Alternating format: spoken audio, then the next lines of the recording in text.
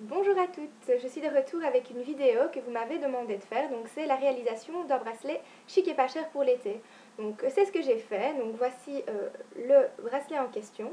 Donc il est vert d'eau et argenté, donc il est très facile à réaliser et surtout il ne coûte pas cher du tout vu que soit c'est de la récupération, donc par exemple les attaches, ou alors c'est des produits que l'on peut trouver dans les magasins de bricolage, donc où les hommes vont chercher leurs outils, donc pour vraiment pas cher.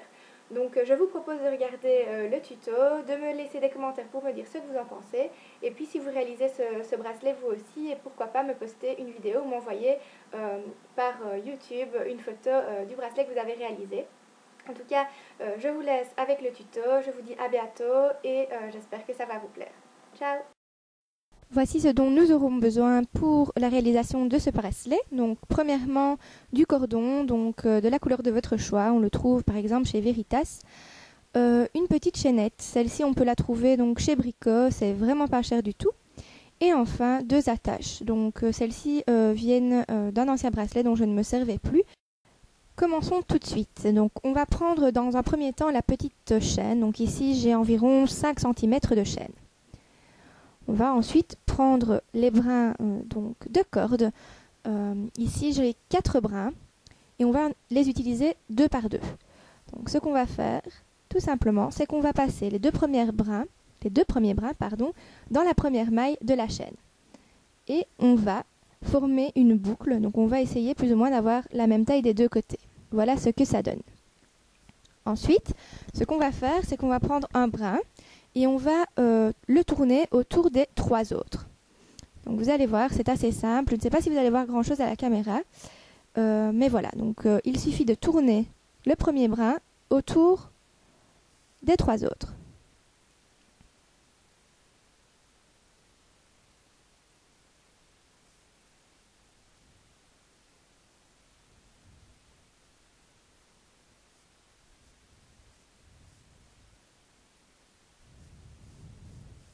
Voici ce que ça donne après quelques tournicotements autour des 3 autres brins.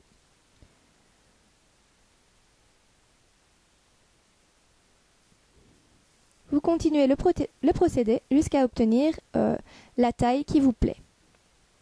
Si ça ne vous convient pas, il n'y a pas de souci, vous continuez à tourner autour des brins jusqu'à obtenir la longueur que vous souhaitez.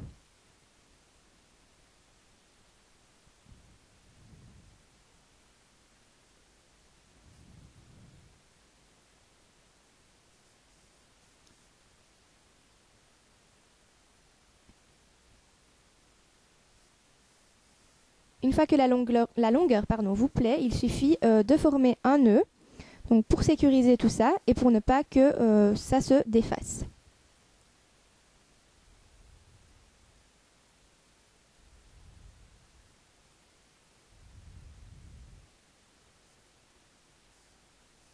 Le premier côté est terminé, on va maintenant passer au second. Donc on répète le même procédé, on prend nos 4 brins, on les passe dans la première petite maille et ensuite on va tournicoter.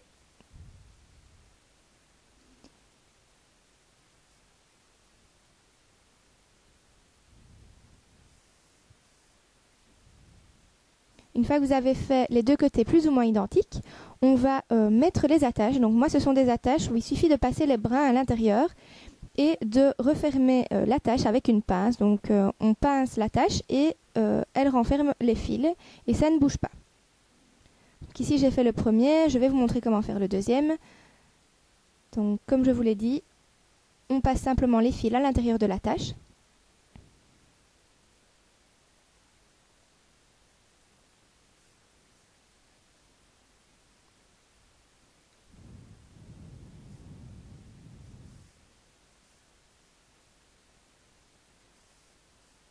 On prend notre pince et on resserre le tout. Donc veuillez excuser la tête de ma pince, mais c'est une vieille pince que j'ai retrouvée dans ma cave. Elle est un petit peu rouillée. Je rachèterai très certainement une nouvelle pour que ce soit un peu plus hygiénique. Voilà, une fois que c'est pincé, c'est terminé. Donc on peut remarquer qu'il y a quelques petits fils qui dépassent. Donc ce qu'on va faire, c'est qu'on va simplement les couper. Si ça dépasse encore un petit peu, ce n'est pas grave. Comme ça, si jamais la tâche se dessert, on pourra la resserrer sans problème.